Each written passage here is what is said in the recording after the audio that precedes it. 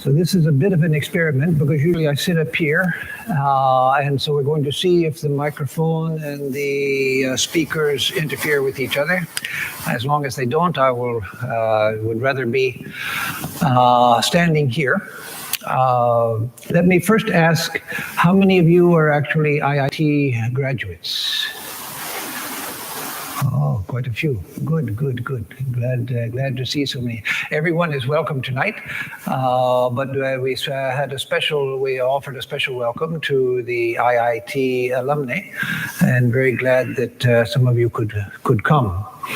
I want tonight to speak in a way that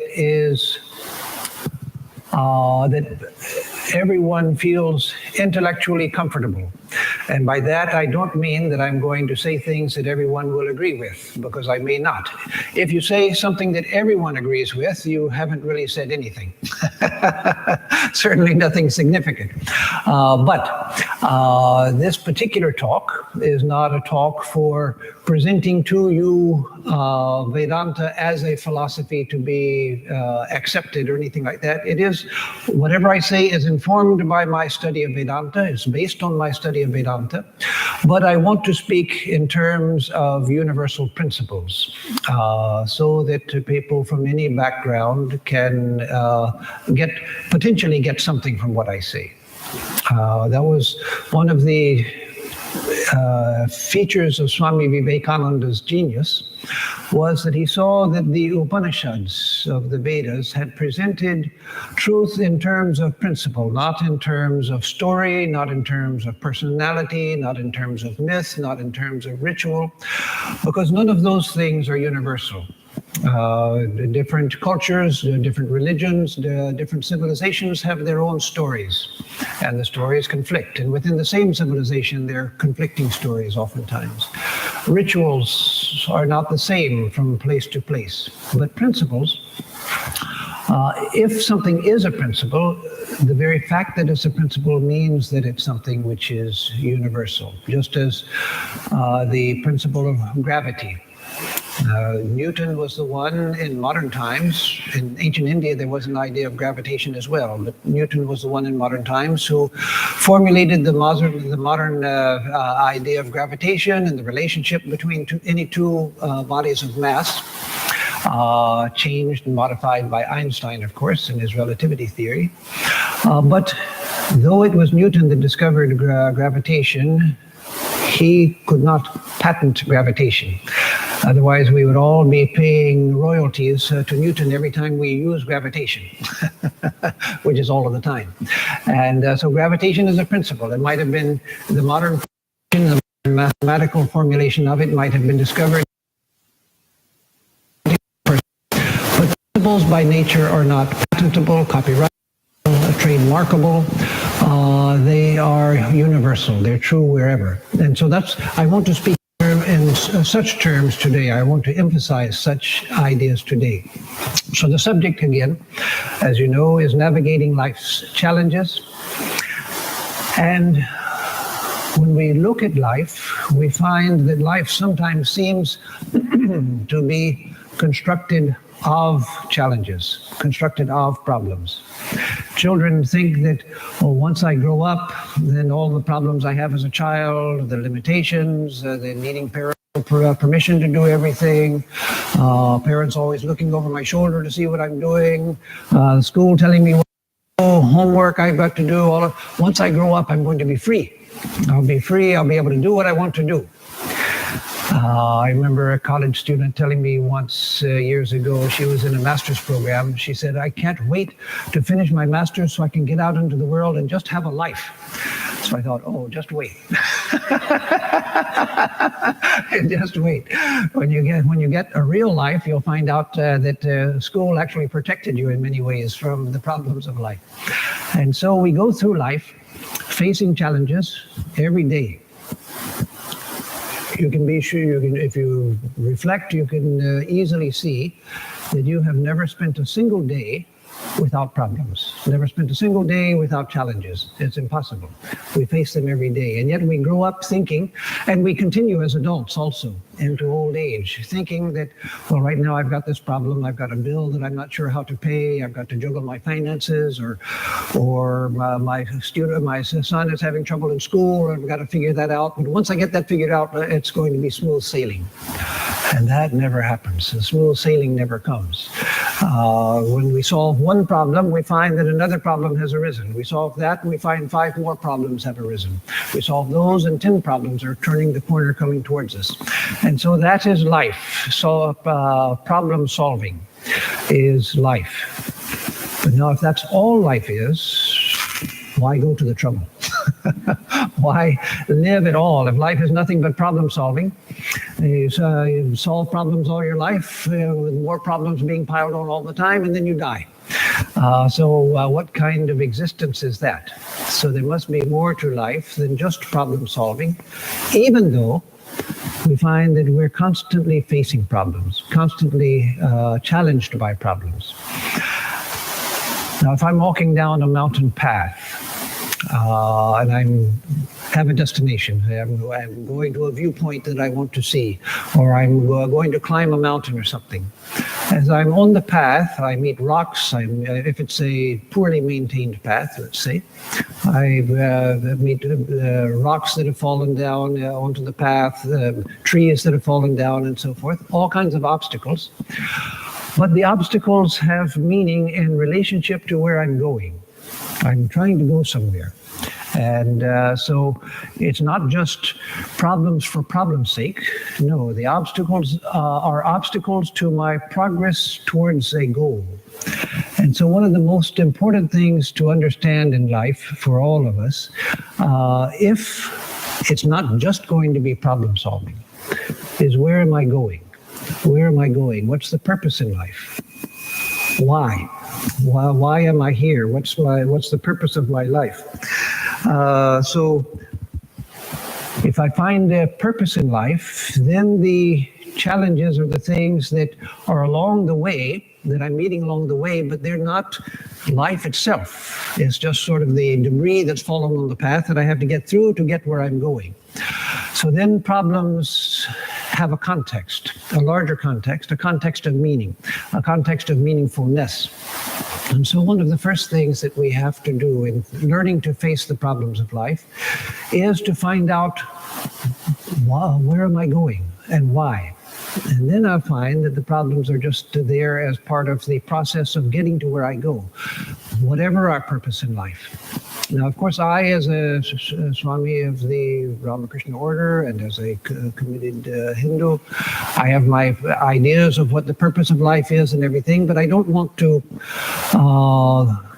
project that onto you. That's not my purpose in speaking here tonight, is to tell you all of you should have this as the highest purpose in life, because the Vedanta philosophy says this is the purpose of life and you should have it. Well, no. I should be able to see life from a more general standpoint, and that's the way I want to approach it today. So one thing is, when we're seeking the purpose of life, one thing we find is that enjoyment doesn't work as the purpose of life. And that's unfortunate, because that's what most people think the purpose in life is. Now, let me back up and say what I'm going to tell you is not that you should not enjoy life. No, that's not the idea. But if enjoyment is the purpose in life, then your life is going to be one of great frustration, because life doesn't come just as enjoyment. There's some enjoyment in life, yes, and good, fine, enjoy it. Have it, enjoy it. But if we think that that's what life is supposed to be, we're going to be sorely disappointed and sorely frustrated, because there's no one, not Bill Gates, not Warren Buffett, not anyone, not the Dalai Lama, not anyone whose life is all enjoyment. The richest people in the world, they often have more problems than ordinary people do. And so if we think that the purpose of life is enjoyment, we'll find that everything is always getting in our way, and we'll end up in frustration. I've had people come to me for decades. People come, particularly Americans, because this has been promoted in modern America very strongly. and say, Swami, I don't know what's wrong. I've tried so hard to think all of the right thoughts and do the right things, but I'm still not happy. And the idea has gone deep that I'm supposed to be happy all of the time. But where's the person who's happy all of the time? Sometimes we find people who have a naturally sunny temperament. They always tend to be smiling at everything. But if you talk to them, you find that they're smiling in spite of their frustrations and problems. Not because they don't have any frustrations and problems. They've learned to be sunny in spite of difficulties. But difficulties are there. So if we think, to begin with, that the purpose of life is to have a good time, we're going to be sorely disappointed. So then what is it? Well, everybody has some sort of purpose in life, and that's what gets you out of bed in the morning, gets us all out of bed in the morning. We have some idea that I want to have a family, I want to raise a family, or I want to start a business, or I want to become a doctor, or I want to become the best surgeon in Houston, or whatever it is, or I want to play cricket, or I want to play American football, whatever it is. We have our sense of purpose as far as what we want to do in life goes. But the type of purpose I'm talking about that gives meaning to the whole of life has to be something bigger than that, something more general than that.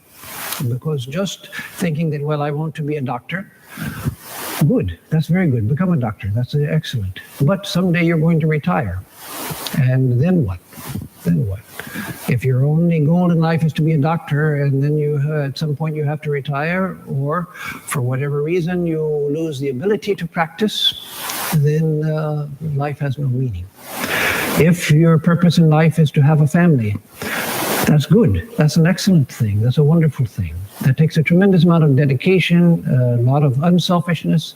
It's one of the wonderful ways that the human society has developed for the development of character. But a time comes when the nest is empty. And then what do you do? If that's the whole purpose in life, then what do you do? So we have to find something that is bigger than that also. We can do that. We can become a doctor. We can start a business. We can get an education. We can start a family or have a family. All of those things are good things.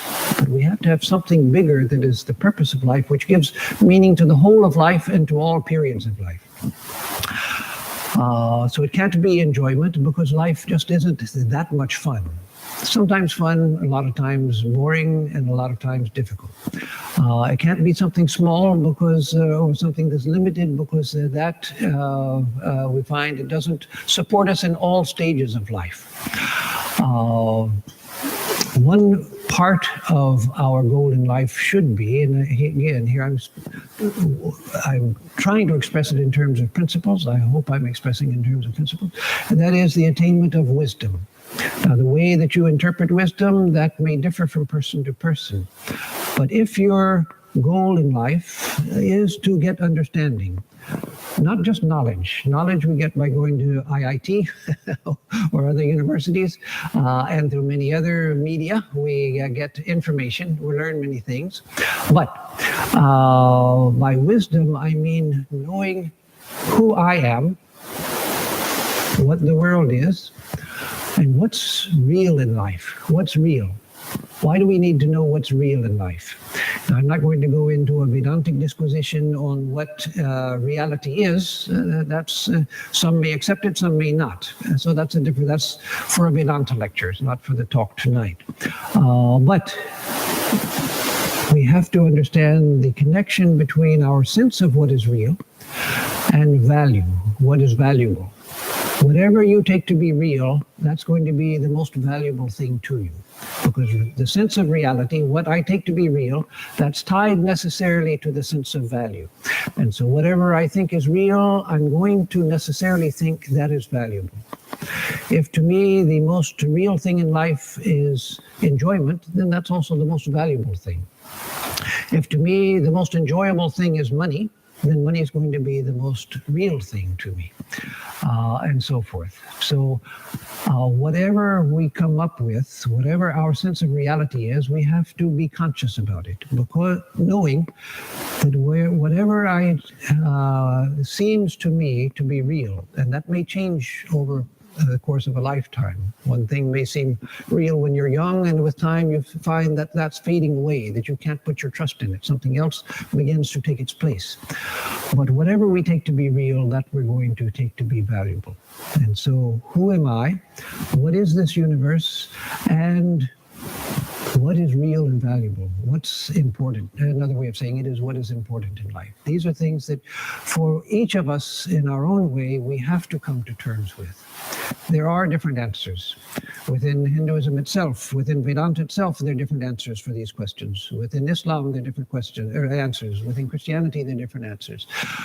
For an atheist, there are different answers. And all of those are potential answers. But these are things that if we see that the purpose of life is to come to understanding, and this was something Swami Vivekananda used to emphasize here in the West, that if I understand that life is about wisdom, what does that do for me? If it's about understanding and about wisdom. Let me stop for a minute and explain what I mean by wisdom, because we all know what information is. Information is data that can be stored on a hard disk, in a library, in the memory, whatever. That's information. But wisdom means knowing the meaning of things, the inner meaning of things, the purpose of things, the value of things, and knowing how to relate everything to who I am and what the universe is. And so these are general things that if we have these as our understanding of what the purpose of life is, then we can come to them in our own terms, find out what they are, but what does that do for us that taking enjoyment, for instance, as the purpose of life does not do? If we understand that the part of the purpose of life is in gaining wisdom, gaining understanding, then all of my experiences become valuable. If I think that enjoyment is a purpose in life, then much of life I'm trying to avoid. The parts of life which are not enjoyable, I'm always trying to get away from it. That's not what I want. I want this over here. But I seem to always be stuck in the midst of all of this frustration and difficulty and unhappiness. I want to be here, but I can't quite get there fully. I'm always stuck. Part of me is stuck over here. If I understand that the purpose of life is understanding, is wisdom, is knowing who I'm, finding out self-discovery and discovery of what the world is, then I find that everything helps me forward. Everything in life, every challenge in life helps me forward. Every problem in life, every accidental occurrence in life. So, and this I'll develop a little bit more as we go, and then I'll stop in a little bit and ask for if there are any questions. But this is one of the most important things to know, so that the problems that we face in life have a context. The experiences that I have in life, they all go to make me who I am. Who I am now, who you are, each one of you are now, is a result of all of the experiences you've had, not just the pleasurable experiences. And as Swami Vivekananda used to never tire of saying, it's oftentimes the difficult experiences that you've had that have had a more beneficial effect on making you who you are than the good experiences. The good experiences come and go, and we have a good time, laugh and everything, and just relax and have a good time. The difficult experiences in life that come to us, we stop and say, why? Why? One of our Swamis that some of you here knew, Swami Swahanandaji, he used to say that when everything's going well in life, you're happy and everything, nobody stops and says, why am I so happy? No, you're just happy. You're having a good time. When things are not going well, you're having difficulties, then you start asking why. And so we should always remember that the difficulties in life, they have even more influence on making us who we are than the good experiences of life. That doesn't mean that you should go out looking for difficulties. You don't have to. Life will bring enough as it is. You don't have to go searching out the difficulties, trying to make life difficult for yourself. No, life is going to be difficult enough as it is. So take the experiences that come to you, and you'll find that they all contribute something to you. And one more thing on that, let me say, and then I'll come to a few quick general points that I want to make.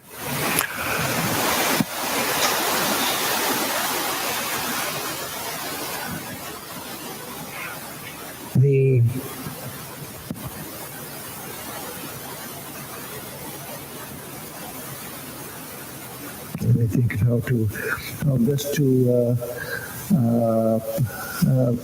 put this in general terms. This idea that all experiences help me, that's easier to understand if we understand that there's an underlying unity to existence. Now that may seem, well, that's a Vedantic teaching. That's not a universal principle. You can believe in the unity of existence or not. But actually, it's based on something that all of us can perceive. In fact, I would say it's something that all of us perceive all of the time. We see this whole world of experience that we have. Each of us has our own world of experience that we see. You know, right now, this is my world of experience. Your world of experience is opening out that way as far as visual, and then the ear is here, the skin touches, etc. But the world of our experience, why is it that there's all of these different things, but it all makes sense? It's because there's a thread of unity under it. If it were just discrete, different things, random things, then the world would not have the sense of being a cosmos. It would have the sense of being a chaos. There would be nothing to hold it together. And so I won't go into this deeply now because that's a big subject in itself, but it's something that can become easily, I'm not talking about samadhi and higher states of realization, it can easily become a matter of our perception. That everything that I perceive, there's an underlying unity which makes all of it make sense to me. Why is it that things make sense to me? It's because of an underlying unity.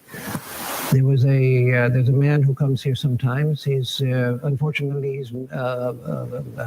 has a serious mental problem. He's very delusional. He's gentle. He doesn't do any harm to anybody. So when he comes to the door, I bring him in. Sometimes I let him come in. I sometimes give him a banana to eat or something like that, so he gets some nourishment. A man of Indian origin, but mentally very disturbed, and he will talk. And make no sense. But to himself, he's making perfect sense. He'll write long letters when he comes, or long letters with symbols and things. None of it makes any sense. And yet, in his mind, it all makes perfect sense. Why? Because the sense of something making sense is not out there. The sense of something making sense is that perception of an underlying unity which makes everything harmonious. And so anyway, this is something that may sound very theoretical, and it is theoretical as I present it now, but it's a matter of experience. So if we can in some way come to the conviction that there is a unity to existence. There's the ocean of matter, which is a unity of existence for the materialists. There's the ocean of mind, which is a unity of existence for those who give more importance to the mind. And for those who are religious, there's a unity of spirit. So at any level you take, you find that there's an underlying unity. This body itself is a whirlpool of matter in the unitary ocean of matter. So if we come to this understanding that at whatever level we look, there is this pervasive unity, then I begin to see, and again, it sounds theoretical, but it's not theoretical. It becomes a matter of perception, a matter of perceptible fact. And I begin to see that the world itself is intimately related to me. It's intimately related, I don't mean it's only intimately related to Swami Atmarupanandaji, not to anyone else, no. It's intimately related to each one of us, each in our individual ways. If we just look at life, if we just look at the experiences coming to us, good and bad, pleasant and painful, happy and sad, all of that, if we look at life, we'll see that there's an intimacy between the experiences coming to me and myself.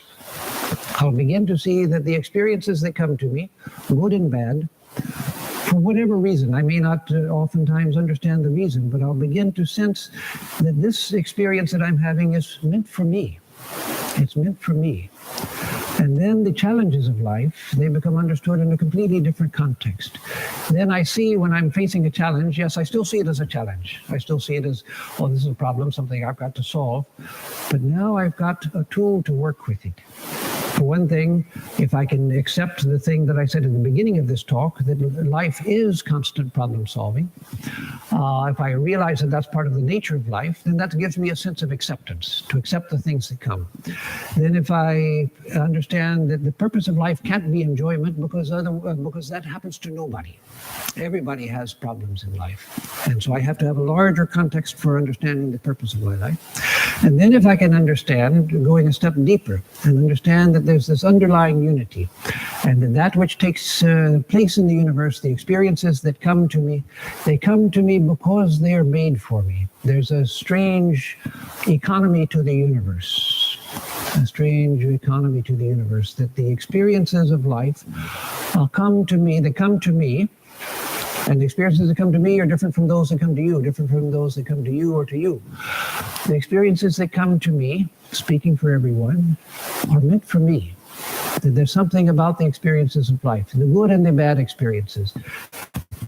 I can begin to see that within every experience that comes to me, there's something there for me to learn. Let me bring up the because many people understand karma just as retribution. You do good, you get good back. You do bad, you get bad back. But no, the theory of karma is relevant in this discussion. Whether you accept the whole theory or not, that you have to decide. But the idea behind karma is not primarily retribution. It's not a way of rewarding and punishing you. What's the use of that? What's the use of that? Now in school, poor teachers, they have to bribe students into behaving. Students get, in some schools, they get stars for not misbehaving. So if life is just about reward and punishment, that's not much of a life. The deeper principle behind karma, and whether you accept karma or not, look at the truth of this in your own life, is that the experiences that come to us all teach us something. They all teach us something. And every experience that comes to me is somehow balancing something within myself. There's something within myself which needs balancing by this experience, good or bad. And if I can see that there is this economy to the universe, there is this dynamic economy to the universe where the universe is providing me that which I need, then the word faith takes on a whole different meaning. Tonight, that somehow they use me with that I need. And the experiences that come to me are the experiences that I need, even the difficult experiences. The hero is one who, even if, say, they, in a fit of passion or something, they commit a terrible crime and they're caught, they're put in jail. And the hero is one who says, okay, now I'm here. Now what do I do with it? What do I do with it? Now what do I do? Do I just moan and bewail my situation and think that my life is lost? Or do I pick myself up here in jail and do what I can do within the limitations that are here? No. In every situation, we have the opportunity to pick ourselves up. Yes, we may think that, well, I don't want to pick myself up in jail. I want to pick myself up in the Bahamas or in some Tahiti or somewhere else. Well, no, this is the situation I'm in. So this is the actual situation. This is where I am. So what do I do with this? And don't imagine what I could be doing if I were somewhere else. So then you can start thinking that, well, what if I could live on Jupiter or something else, or go to a distant galaxy? No, where am I right now? And what do I do with this? This is what life has brought to me. And if life has brought something to me, which is, to all intents and purposes, something that all of us naturally would dread, myself included, being put in jail. But if that's what comes to me, then let me see, what do I do with this now? What do I do with this now? So making something out of the experiences that come to us are extremely important. So now let me just mention about 4 points that are important in life to help us in facing the problems of life. So all of this based on what I've already said. One of the things is a conviction that's extremely helpful in life that all of us can internalize. And again, based on a principle, is the power of truth. You interpret truth in your own way. Different philosophies, different religions have their different expressions of what truth is, but the power of truth. We all have some understanding of truth. All of us have some understanding. So the power of truth. The motto of modern India is from the Mundaka Upanishad, Satyameva Jayate. Truth alone conquers. Non-ritam, that's not in the motto because the motto is short and that's appropriate. But the whole saying in the Mundaka Upanishad is non-ritam, not untruth. Truth alone conquers, not untruth. Non-ritam. Ritam is a very interesting word, which on another occasion I can go into the meaning of that. I won't do that now, but for right now we'll just take it as non-truth. Why does truth conquer? The word, the Sanskritic word, which is in most Indian languages for truth, is satyam. Or the most common word for truth is satyam. Satyam comes from what? It comes from sat. Sat is that which is. Sat is existence. Satyam is that which has the quality of being, of existence. So satyam is that which really is. That which is not is untruth. And so if we want to live in a world of truth, if we want to live in a world of solidity, a world of that is trustworthy, a world that we can count on, then we have to be truthful.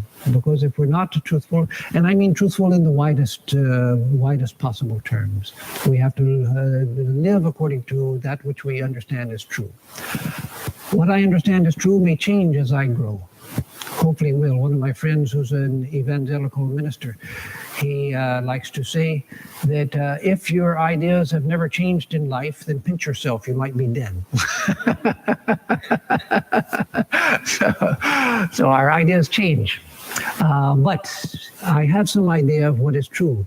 And so whatever I believe to be true, I should hold on to it until I become convinced that something else is true. And it may be that what I think is true now may last me forever. It may really be the truth. But we have to start where we are and live up to that which I think is true.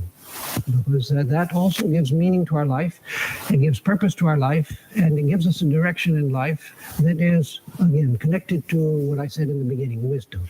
Another thing is the power of goodness, power of truth, the power of goodness.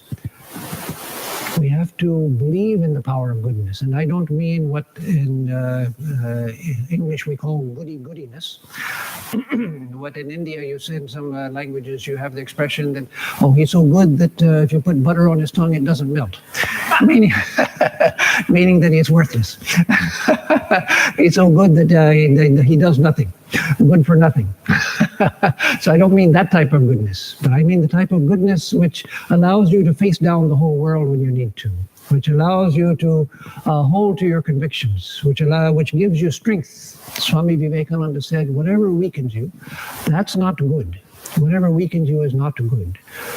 So goodness is strength.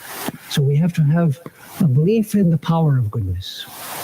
And in simple terms, goodness includes the great moral values of being truthful, of being honest, being straightforward. Those are all included in goodness. Being good towards others, being good to others, not trying to step on the heads of others in order to get ahead of everybody. No, helping others along the way. As I'm trying to go up, let me help others also come up. All of those are qualities of goodness. So again, if you try to define goodness, you find it's an abstraction and it's hard to make a simple definition. But we all know what goodness means. The only thing is that we have to remember that real goodness has a tremendous power, a tremendous strength. That which gives me the strength to face down anyone. So the power of truth, the power of goodness, the power of thought. The power of thought. Thinking is extremely powerful. Where did a building like this come from? It came from someone's thinking. Where did the Ramakrishna mission come from? It came from someone's thinking. Where did modern India come from? It came from someone's thinking. Where did the American experiment come from? It came from many people's thinking. Everything that we see is a product of thought. Where does a garden come from? A garden is different from just raw nature because someone has put thought into it. You can see the thought. If you can see it as a garden, you can see the thought that was put into it.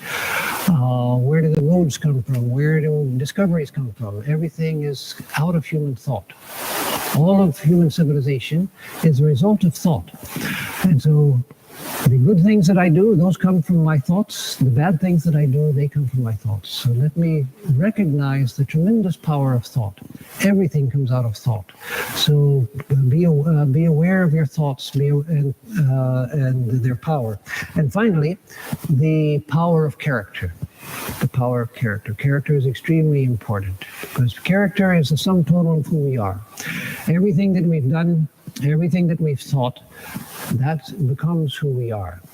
And so remember the power of character, that with a strong character, I can face any problem in life. And that's another thing that I just realized I should put in here also before I close and ask for questions. I said that there's an intimate relationship between me and the universe of my experience, that the things that happen to me are intimately made for me. So if I understand that the intimate connection between me and the experiences that come to me, then I'll understand that each of these experiences that's coming to me is coming to form my character. And so the way that I react to the experiences that are coming to me are extremely important. The way that I react to the experiences that come, that's what forms my character. So I am the sum total of all of my experiences, all of my thoughts, all of my actions. That's who I am. And if I want to become somebody different, if I want to become somebody better, then I change my thought and my action. And if I understand that, then I've understood one of the great secrets to life. So, the unity of existence, the power of thought, the power of truth, the power of goodness, and the power of character. All of these things are, and then find all of that, finding the meaning of life. These are ways in which to find our way through the difficulties. See if there are any questions. I have a couple of questions that were sent to me, but first I'll ask if there's any question right now that anyone has, otherwise I'll turn to these. Yes, Partha. Give it to Partha.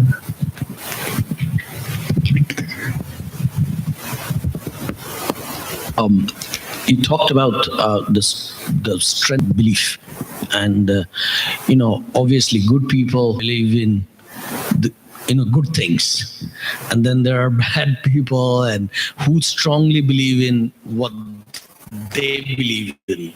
Yeah. Right? Yeah. Because you may be misled by the, in the scriptures they said, don't be misled by false gurus and things like that. So how do we distinguish? What's the job if we know that we are believing in the right things? Do we just keep it to ourselves and believe in our universe? Because there are other people who are strongly believing in what is not right. Right? Yes. No, that's a very, very good question, because there are people who have very different beliefs from ours, and they're as convinced of their truth as, for instance, as someone who's an out-and-out atheist who doesn't believe that there is spirit, God, soul, anything like that is only matter. That would be quite different from my own personal beliefs. So one thing to understand is that my responsibility is not to change somebody else, because I don't have that power. I can tell them what my beliefs are and so forth, but I don't have the power to change other people. Much of the problem in religious conflicts comes because I want to make other people think the same way as I do. Swami Vivekananda had a very helpful statement here, again, based on the underlying philosophy of Vedanta. He said that always remember that we don't travel from error to truth, that humanity travels from truth to truth. That's an extremely pregnant statement, and let me expand it a little bit so it's meaningful to the context that you're giving. It means that everybody is really looking at the same thing, but seeing it differently. Everybody is looking at the same thing. Karl Marx. I'm not a Marxist. I'm not a dialectical materialist. But Karl Marx was looking at the same universe I was, with a very intelligent mind, an analytical mind, a trained mind, and he saw certain things. So I may not agree with some of his conclusions, but I can learn from him, because he also was seeing truth from his standpoint. I may be convinced that my truth is a higher truth, that there is a spiritual reality, and that matter is just an appearance of that. I don't have to give that up because Karl Marx says it's the opiate of the masses. No, I don't believe that. But when I look at Marx, I see he was an intelligent man. He understood something, so I can learn something from him. Freud, he had a very brilliant mind, and he analyzed human nature, and he was trying to find the source of human psychological suffering. I'm not a Freudian. His view of human nature I don't accept. I look, as a Vedantin, I look on the divinity of the soul of everyone, that everyone by their very nature is divine, not a mass of all sorts of hidden impulses and all of that. But those things are also there in the mind. I don't accept that that's who I am. I'm not limited by those. But those things are there in the mind. And so I can look at Freud, study him, and learn from him, because he was a brilliant mind looking at the human condition, analyzing it, and he came up with these. And so if I can understand that one simple statement, that humanity doesn't travel from error to truth, but from truth to truth, then at least for myself, I can remain open to learning from anyone and everything. I can learn from the madman who comes to the door and who's completely delusional. I can learn a great deal from him if I realize that he's looking at the same universe. But this is what's happening in his mind, and this is the way he sees it. Why? So yes, I can't and I shouldn't try to go out missionizing and making everybody think the way I do, but I can at the same time see why is it that that person sees the world the way they do. And somewhere in there, I can find something that I can learn for myself. Yes, Olina. How did you get that message? Oh, just a moment, so that this will be live streamed also. That's just profound. How do we get that message to the rest of the world so that there isn't all this killing and suffering? I mean, that's a good question, and that is Swami Vivekananda. Again, I keep referring to him because he's my hero. So everybody has a reference point. Some of you might always be quoting Einstein or Chandrasekharan or somebody else, some Ramanujan or somebody else. But Swami Vivekananda is my life's hero, so I keep going back to him. He believed, and he was a profound student of history. He believed that it would take hundreds of years before the wars and the fighting and the struggle would come to an end. He thought that the forces that were set in motion in the world, the forces of conflict, that it would take hundreds of years for them to work themselves out. He didn't mean that therefore, because I think it's going to take hundreds of years, then therefore let it take hundreds of years. No. If it can be brought to resolution sooner, well and good. We don't have to make it go on just to fulfill Swamiji's prophecy. But his belief was that the dynamics going on in the world are so deep-seated. The hatreds, the animosities, the resentments, historical resentments, racial resentments, all of these things are so deep that it would take a long time for these things to work themselves out. But he thought that they would. So Swamiji's method, or the solution to your question, what can we do? His solution was that the solution to the world's problems in general is to give life-giving ideas. Give life-giving ideas. Make them accessible. Make these ideas accessible. Not by going door to door and knocking on people's door, ringing their doorbell and asking them if they have found their personal savior in Sri Krishna or something like that. No. Do you accept the Vedas? No, nothing like that. But make the ideas accessible to people. Make the ideas accessible so that all of us here, whether it was through parents, through the surrounding culture, through a family friend, through somebody we met, through a lecture we heard, through a book that we heard, all of us here found our way to where we are in life now and our convictions because there were ideas that were accessible to us. So we have a responsibility to make ideas accessible to others, not to force any idea on anyone. Because, why? Because it does absolutely no good. Absolutely no good. In fact, it arouses resentment and resistance in the other person.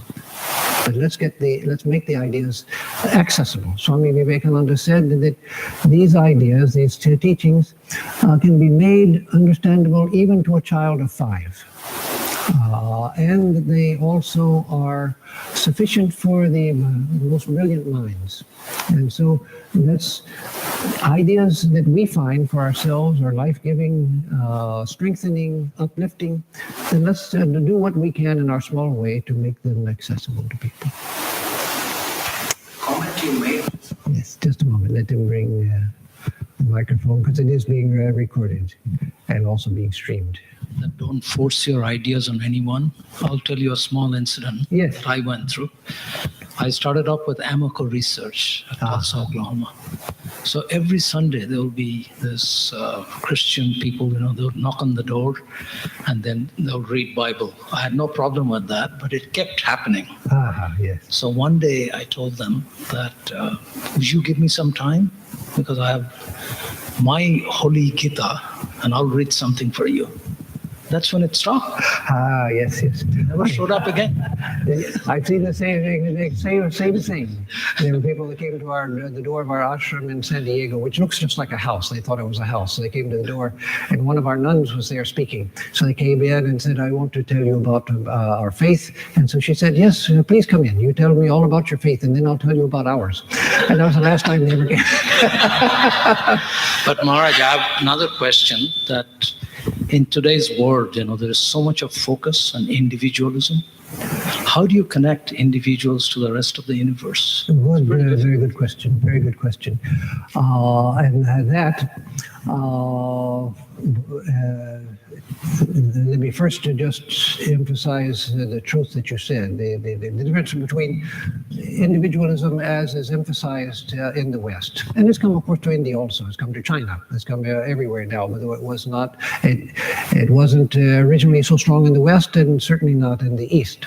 But now in modern life, starting in the West and spreading around the world, this overemphasis on individualism has caused a lot of problems and a lot of suffering too. It's not that it has solved all of our problems.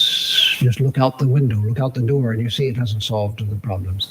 So how to get over that? Well, again, as I understand it, and I won't go into methodologies and practical things. Well, we could have a drive to do this, that, and the other. But in general terms that anyone can apply, is first understanding myself, the connection between me and the universe, trying to act on that connection, that I'm intimately connected to the universe. And I'll say a little bit more about that in a moment. But then let me, in whatever way is natural to me, let me just make that idea accessible. Let me live it, and then let me make it accessible also. That we have the idea from the time we're babies. When we're babies, we don't know where I begin and where the world ends, or where the world begins and where I end. But we gradually learn that this is my body, wherever wherever I can feel a contact with the skin, that's me, and everything outside is not me. Why should I be so foolish as to think that I end where my skin ends? Why? That's a foolish idea. And yet we accept it so naturally. I end here. So one Swami Vivekananda was speaking in California that about the oneness of existence. And so a man raised his hand and said, Swami, if everything is all one, then what's the difference between me and a cabbage? And Swamiji said, stick a knife in your leg and you'll see the mark of the point of demarcation, the line of demarcation. Meaning because you feel that, you think that's me, you don't feel the cabbage, you think that that's not me. But why should I think that my existence is where my tactile sense nerve endings end? A truer view is that the whole universe is open to my perception, is open to my participation. The whole universe is intimately connected to me as this body. If the universe disappears and my body is left, Is that a realistic scenario? No, of course not. If the universe disappears, the body is long gone. So why should I think that this is me and this isn't me? So to learn to think, the larger I become, the more that I include through sympathy, through love, through interaction, through acceptance, then the bigger I become.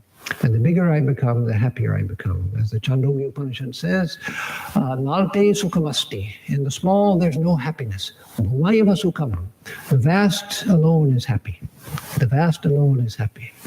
So let me learn first to see everything as connected to me and actually myself.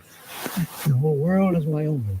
The Holy Mother here, Sarada Devi, her last words to, not her very last words before she died, but her last words of instruction to a devotee were, if you want peace of mind, my child, don't find fault with others. Learn rather to see your own faults. Learn to make the whole world your own. No one is a stranger, my child. The whole world is your own. And that's philosophically true. The whole world is my own. The whole world is my own. And that can be experienced. And so let me at least start with that conviction. Let me try to live that conviction. Let me begin to feel for others, or expand my feeling for others. And then I'll see that that makes all of the difference. And then I'll be a blessing to others also. Any other question? Yes, Ravine. In a way, you have answered the question I was going to ask. I'd still ask, in the context of navigating life challenges, having a sunny disposition or a very good self-confidence makes you resilient and it's conducive. But in some sense, as you're alluded to, it's still at the level of personality, it's at the level of your brain chemistry, but a much bigger thing is when you have the faith in self rather than self in a way that allows you to accept things as they are rather than to react and have the strength to rise in the face of adversity. Could you contrast the two, self-confidence versus faith in self, and how that to be cultivated? Yes, that's a very good point. Let me say that in the Upanishads, the word Atma means self in any sense. The body is referred to as the Atma. The mind is referred to as Atma, and the spirit is referred to as Atma. And so we have a progression of a sense of self. The small child who's learned, how to handle the body, and that this is me. The small child doesn't distinguish between mind and body. But a time comes as we're growing, as still as children, I forget what the general age in developmental psychology is said to be, when the mind begins to distinguish itself in the life of the child. I still remember when I went into the 8th grade. Before the 8th grade, I hated school. It was just a torture for me. I hated going to school. I hated everything about school. I was always amazed at all these kids who couldn't wait to go to school. I hated every minute of it. But in the 8th grade, suddenly they started presenting abstract ideas. And then I came alive because I was beginning to understand the mind. And the mind is the realm where abstract ideas come alive. And so that's a higher level. And then the idea of the inner self, what the Vedanta calls the Atman, the Sufis call the Nafs, etc., the spiritual self. So there's a progression of our sense of self. So we have to see things in terms of the different self-identities of people. Now, for people who see the self as consciousness itself, now for them, from a Vedantic standpoint, we would consider that the very highest. And that's where real self-confidence is self-confidence with a capital S. Let me kind of step down, and I'll come back to that, but let me step down to ordinary self-confidence, so what you were asking about, the ordinary self-confidence that a person has who feels that, I can face life, I can do what I want to do, I can get out there and I can face the challenges and things. That itself is good. That is good, but it's not enough. It's not enough because that's based on just a very limited sense of who I am. So I wouldn't take that away from anybody. It's good to have self-confidence. It's good to have a good self-image. That's good. But the question remains, who am I really? Who am I really? What is the source of my sense of self? And if I begin, as I said in the beginning, that if we see the purpose of life, understanding who I am, what this universe is, what my relationship to the universe is, what is reality and value, then if I take life as a search for who I am, I'll find that that ends in a very high perception where I find that myself is that which contains the whole universe. Again, that may sound theoretical, and if it doesn't sound appealing, forget about it. But for some people, it is extremely appealing because you've begun to feel the sense that I am not just this body. I can see the body. How can it be who I am if I can see it? I can feel the body when my eyes aren't open. I can see my thoughts. How can I be the thoughts if I'm looking at the thoughts? If I'm aware of the thoughts, how can I be the thoughts? I can see my body, I can see my thoughts. So what is it that's seeing all of that? So if I come to that, then I find that my sense of self begins to expand beyond all known limits. So begin with ordinary self-confidence. If that's where you are, that's a good thing. Good thing. If you don't feel need for anything more than that, then good. Stay with that. But a time comes for some when we feel that, no, I need something that is deeper, something that is stronger, something more lasting. But even that beginning self-confidence is important. And so Swami Vivekananda said that the old religion said that he who does not have faith in God is the atheist. But I say that he who does not have faith in himself is the atheist. That within you is all power, within you is all strength. Something I wanted to say back in the pertinent here also, I wanted to say a few minutes ago and I lost track. And that is that within you is the power to face every problem that comes to you. Again, because of this intimate connection between the universe and yourself. That all power is within you, but even if you don't believe that, each of us has the power to face whatever life throws at us. There's nobody in this room here who hasn't thought at some time, oh my God, I just can't face this. This is going to be too much for me. This is going to be too much for me. I can't face it. And for many of us, many times that has come. You're all here. You're all here. We have the strength to face anything in life. And so let us start with self-confidence, but let it, if we're ready for it, if we want it, then we go from self-confidence to confidence in the universal self, the unity that I was talking about in which this whole universe floats.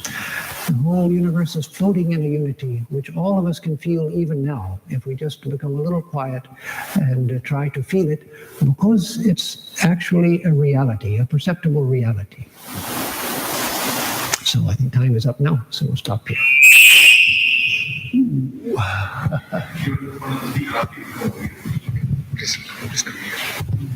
Oh, yes. Feedback from that speaker. Thank you, Swamiji, for the powerful talk. I wanted to ask you for your guidance, how we can stay in the present. I mean, right now, all the conversation, my consciousness and all, seems like people are, in the future, like a race going on. So how we can stay more in the present, enjoy the nectar of life, and how we can pass it to the others to understand it? That's an excellent question. I'm glad you asked it, because that is an aspect that that I hadn't addressed. So let me try to address it briefly. It's a big question, a very important question, but I'll try to address it briefly because of time, because many of you have to go to work tomorrow. Staying in the present is one of the basic spiritual disciplines in all traditions. There was a famous book written by an American man named Baba Ram Das back in the late 60s. Baba Ram Das was one of the early influences on me. The name of his very famous breakout book was Be Here Now. Be Here Now. And most of us are there then all of the time. We're always thinking about the future or the past, regretting the past and anticipating the future, and wishing I weren't right here. So learning to be here now, first of all, why should we do that? Why should we learn to be present? Because all reality is here. Have you ever seen the future? Has anyone ever seen the future? No. Has even a person who claims to have the ability to see the future, where do they see it? If they see it, you give them the benefit of the doubt. Somebody says, well, I can look into the future. Where do they see it? Right now. Yes, they see it in their mind, but right now. There's not a place called the future they go to, and then they come back to the present. No, if, again, giving them the benefit of the doubt, if somebody says, well, I can see the future, well, they're seeing it right now. When you look into the past, where do you see the past? In the past? No, you see it right now. So the only thing that exists is here and now. The only thing that exists is here and now. That's an experiential fact. There's no argument against it. The concepts of the past and future are just conceptual tricks that we play to give us a sense of time. We have a sense that the future is coming towards us and past is receding behind us. No, there's only right now. The past doesn't exist. You say, well, we remember the past, we put it in museums. Where are the museums? Right now. Where are my memories? When I call up a memory, it's right now. There is no past, there is no future. So reality itself is right here, right now. And so in the Buddhist tradition, they made a special practice of mindfulness. That's a wonderful practice, learning to be in the here and now. All traditions, including the Hindu and Muslim tradition, they all have practices for being in the here and now, but the Buddhists made a special point of it. And so we can learn a lot from them about that as far as the elaboration of the practice. But one of the things I tell people when sitting for, if a person has a meditation practice, and when sitting for meditation, first of all, to spend a few minutes just feeling the fact that I am here and now. In meditation, the problem in meditation is the mind spins off into imagination. That's also happening here and now. But I feel like I'm somewhere else. I feel like I'm gone. And so learning to be present. One of the things I've learned from seeing many great souls, very saintly souls, especially in the early part of my spiritual life, back in the 60s, 70s, 80s, was that a deeply spiritual person, there's something rock solid about them. Not rock solid in the sense of material, no. Sometimes you hardly feel that they're physical beings. They have a body, you can see it, but you hardly feel that that's who they are. But there's a quality of being rock solid, so much that some there's almost an aggressive sense about them. They're not aggressive, but people are afraid of them because there's something so solid that by comparison I feel shaky. And so learning to be here now is extremely important.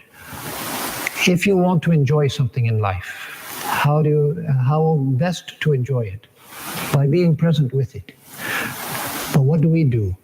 We taste something that tastes good, and immediately if some others are there, we start talking, oh, this is so good. Oh, I remember when I was in Italy, I had something also that was very good, and then and in Japan, they have some very good things too, but my favorite really is it. I'm not even tasting what I'm tasting. I see something beautiful. I see a beautiful sunset, and I say, "Oh, look at that beautiful sunset!" It reminds me of one I saw in New Mexico back in 1969 when I was hitchhiking around the country. The sunset's happening right there, right now. Why don't I pay attention to that?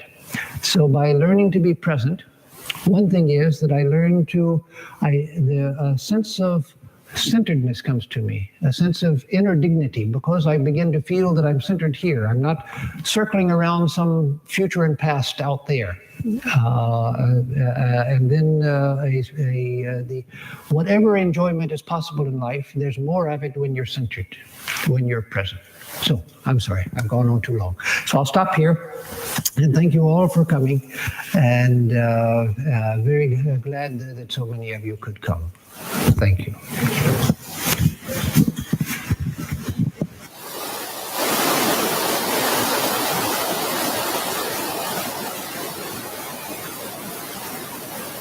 Please do.